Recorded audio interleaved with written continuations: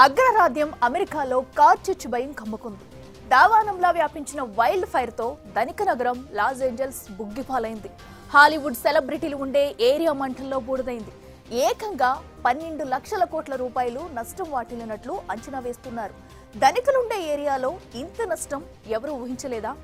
America లాంటి అగ్రదేశమే నిప్పును అదుపు చేయలేకపోవడం ఏంటి? కాలిఫోర్నియాలో కార్చిచ్చు కొత్త కాదని తెలిసి కూడా ముందస్తు జాగ్రత్తలు ఎందుకు తీసుకోలేదు? ఇంత విధ్వంసం వెనుక అసలు కారణం ఏంటి?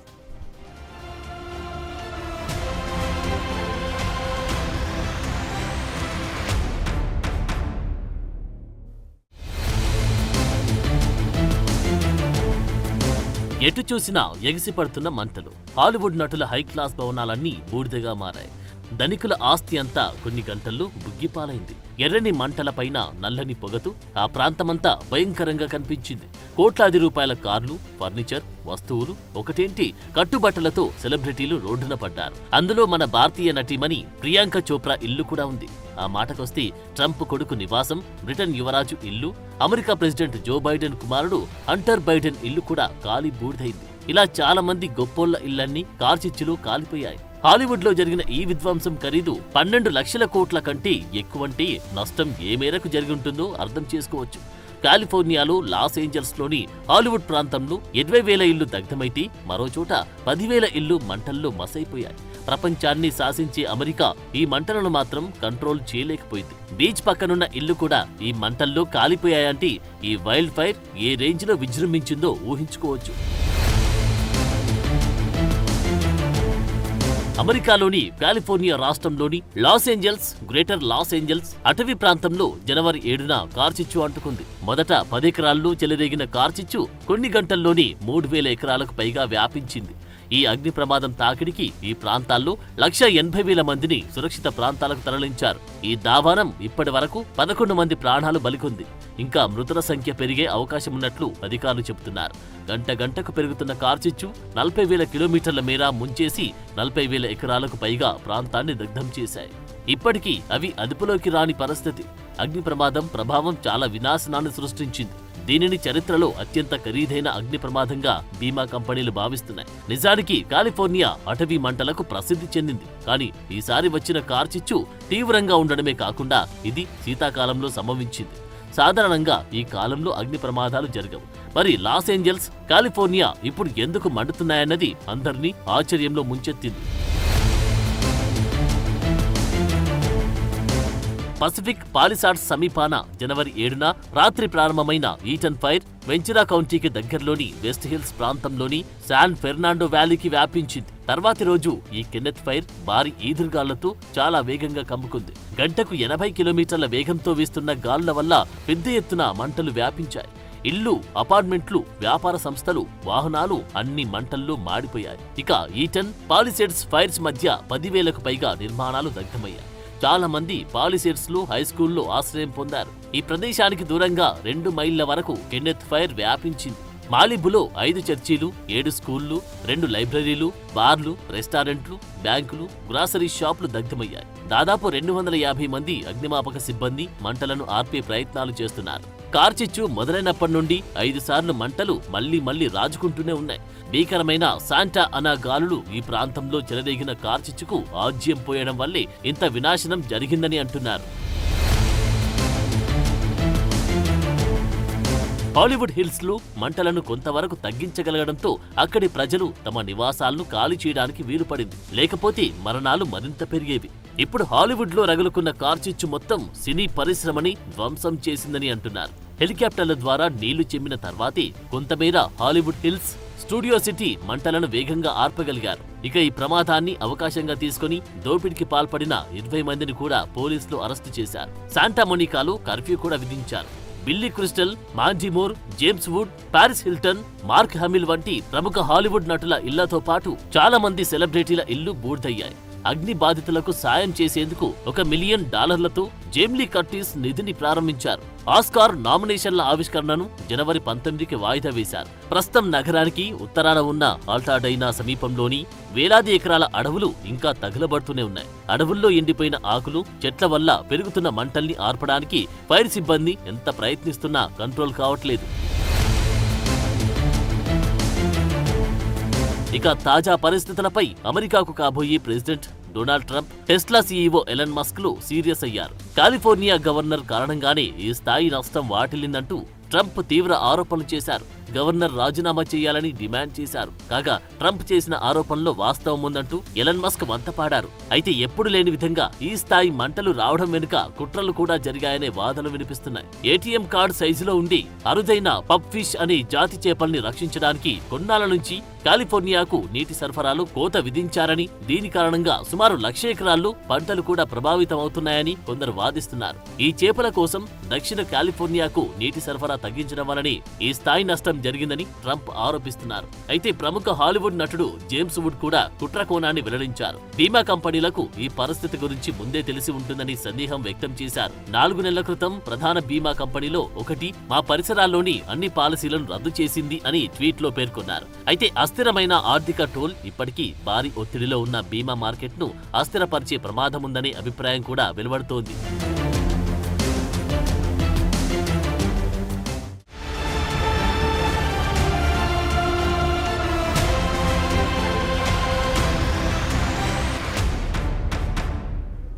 కాలిఫోర్నియాలో కార్ చిచ్చు కొత్తేమీ కాదు. ఆ మాటకొస్తే అమెరికాలో చాలా ప్రాంతాల్లో కార్ చిచ్చులు రగులుకుంటూనే ఉంటాయి. అయితే తాజాగా ఏర్పడిన మంటలు మాత్రం ఇది వరకు ఎప్పుడూ లేనంత నష్టాన్ని మిగిల్చాయి. ఇది ఇంతటితో ఆగుతుందని కూడా అనుకోలేం. ఎందుకంటే వాతావరణ మార్పులు అంతగా ప్రభావం చూపుతున్నాయి. రాబోయే రోజుల్లో అమెరికా మాత్రమే కాదు, యావత్ భూమి ఈ తాపానికి బలి కాబోతుంది.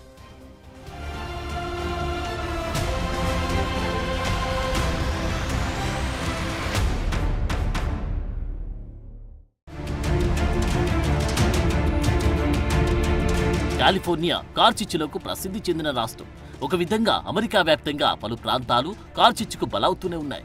కనీసం 2 సంవత్సరాల్లోని ఒక్కసారైనా అమెరికాలో దాహనం రగులుకుంటుంది. 2023లో కూడా హవాయి స్టేట్ లో కూడా కార్చిచ్చు చెలరేగింది. మౌయి ఐలాండ్ లో వచ్చిన మంటలకు 93 మంది బలయ్యారు. గత శతాబ్దంలో అమెరికాలో ఇదే అతి భయంకరమైన అగ్ని ప్రమాదంగా గుర్తించారు.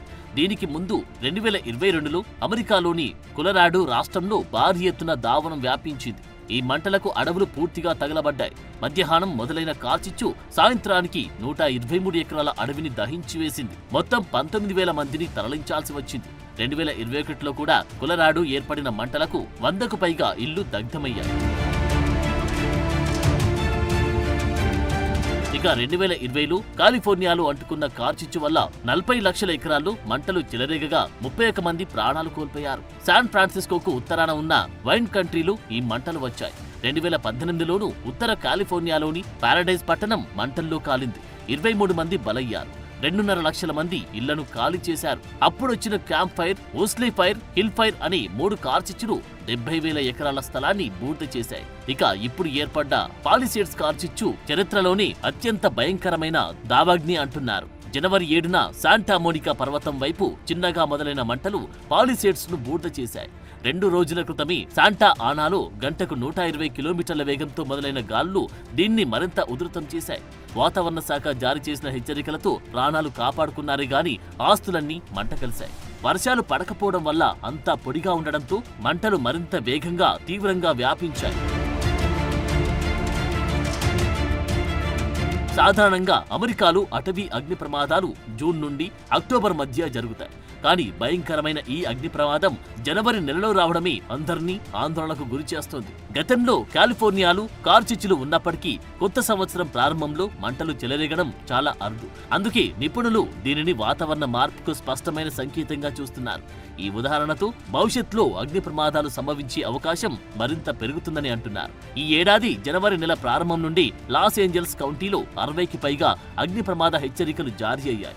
ఈ సంఖ్య 2012 నుండి 2024 వరకు సగటు కంటే 40 రెట్లు ఎక్కువని తేలింది. ముఖ్యంగా పశ్చిమ అమెరికాలో సంభవించి భారీ అటవీ మంటలకు వాతావరణ మార్పులతో సంబంధముందని ఇటీవలి పరిశోధనలు స్పష్టంగా పేర్కొన్నాయి. సాధారణంగా జనవరి, మార్చి మధ్య ఎటువంటి అగ్ని ప్రమాద హెచ్చరికలుండవు. అందులోనూ శీతాకాలంలో వచ్చే వర్షం, చల్లదనం కూడా మంటల్ని అదుపు చేస్తాయి. కానీ ఈసారి అలా జరగలేదు. అక్టోబర్ నుండి లాస్ ఏంజల్స్ లో కేవలం 4% వర్షపాతం మాత్రమే నమోదైంది. కరువు చాలా పెరిగిపోయింది. ఎండిపోయిన వృక్షాలతో అటవీ అంతా మంటలంటుకోవడానికి సిద్ధంగా ఉంది. దానికి తోడు శాంటా ఆనా నుండి బలమైన పొడిగాళ్లు మంటలను ఆర్పడానికి చేసిన అన్ని ప్రయత్నాలు విఫలం చేశాయి. నిజానికి 20వ శతాబ్దం మధ్యకాలం నుండి వాతావరణ మార్పు ప్రపంచవ్యాప్తంగా అస్థిర వాతావరణ పరిస్థితులకు కారణమైంది. నివేదికల ప్రకారం ఈ అస్థిర వాతావరణం 31 నుండి 66% పెరిగినట్లు శాస్త్రవేత్తల అధ్యయనాలు కనుగొన్నారు.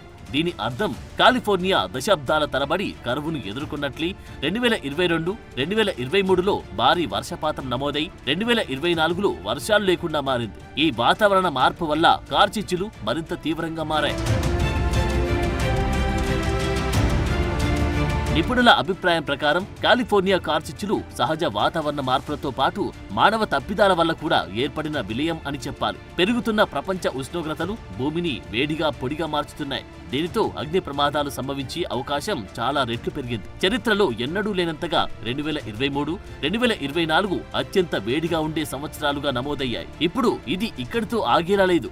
ఈ సమస్య మరింత తీవ్రంగా మారే పరిస్థితులే ఉన్నాయి. దక్షిణ కాలిఫోర్నియాలోని శాంటా ఆనా గాళ్ల కారణంగా మంటలను అదుపు చేయడం భవిష్యత్తులో మరింత కష్టతరమయ్యే ఛాన్సెస్ ఉన్నాయి. ఈ గాళ్లు మంటలను ఎంతగా వ్యాపింపజేస్తాయంటే దానిని ఆపడం దాదాపు అసాధ్యమనే స్థాయిలో విలయం రానుంది. అడవులకు పట్టణ ప్రాంతాలకు మధ్య ఇల్లు నిర్మిస్తున్న క్రమంలో ఈ పరిస్థితి మరింత ప్రమాదకరంగా మారబోతుంది.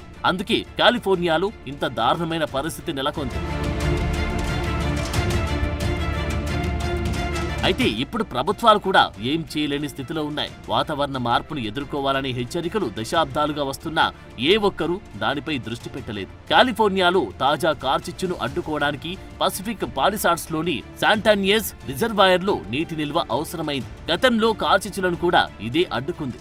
అయితే ఇటీవల పెద్దగా వర్షాలు లేకపోవడంతో గత ఫిబ్రవరి నుండి మరమ్మతుల కోసం దీన్ని మూసివేశారు. ఈ కీలకమైన నీటి సరఫరా వ్యవస్థ ఇలాంటి అవసరమైన సమయంలో నిరుపయోగంగా మారడంతో పరిస్థితి అదుపులోకి రాలేదు. ఇక ఇటీవల కాలిఫోర్నియాలో స్మార్ట్ సిటీల ఏర్పాటు చాలా పెరిగింది. కాలిఫోర్నియా అంతటా స్మార్ట్ సిటీలు ఏర్పాటు చేయడానికి ఐక్యరాజ్య సమితి ఎజెండాలో భాగంగా 2030 పథకం వచ్చింది. దీని తర్వాత కాలిఫోర్నియా అటవీ ప్రాంతంలో భూ కబ్జాలు జోరందుకున్నాయి. అడవులను నరికివేయడం పెరిగింది. పచ్చదనం తగ్గిపోవడంతో వేడి విపరీతమైంది. ఫలితం కార్చిచ్చులు అధికమయ్యాయి. ఇక ఇప్పటికైనా ప్రపంచ పెద్దన్న కళ్ళు తెరుస్తుందో లేదో చూడాలి.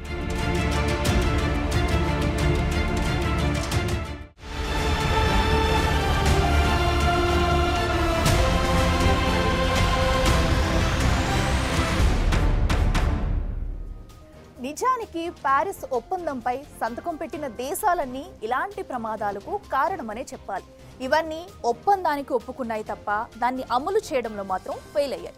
ఇక ఇప్పుడైనా క్లైమేట్ చేంజ్ సీరియస్ గా తీసుకోకపోతే ఇలాంటి కార్చిచ్చులకు అమెరికా మాత్రమే కాదు అన్ని దేశాలు బలి కావాలి.